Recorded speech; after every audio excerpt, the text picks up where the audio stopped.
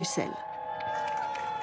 Le sort des baleines en débat en Slovénie, où se sont donné rendez-vous les membres de la Commission baleinière internationale.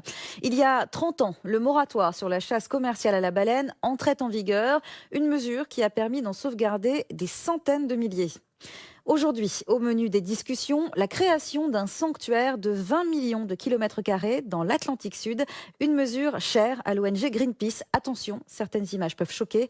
Le compte-rendu d'Ulrike Dastler. Le spectacle soulève le cœur.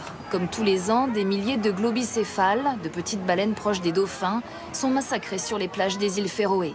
Une boucherie autorisée au titre de la chasse de subsistance. Décimée à grande échelle il y a 30 ans encore, l'extinction des baleines a été évitée grâce au moratoire sur la chasse commerciale.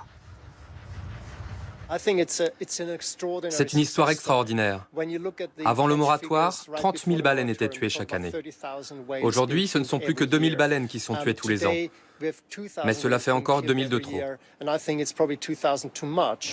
2 000 baleines, c'est le quota de cétacés chassés tous les ans par la Norvège, l'Islande et le Japon, officiellement à des fins scientifiques pour le Japon. C'est l'objet des discussions qui ont débuté à la réunion de la Commission baleinière internationale.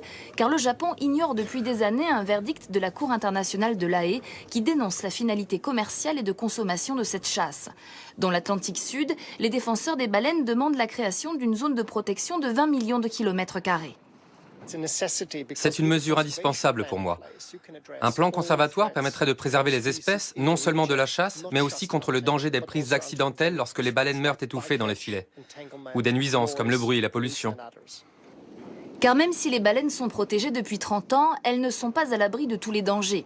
La création d'un conservatoire permettrait à certaines espèces toujours menacées d'avoir une petite chance face à la folie des hommes. Et avant de clore ce journal, direction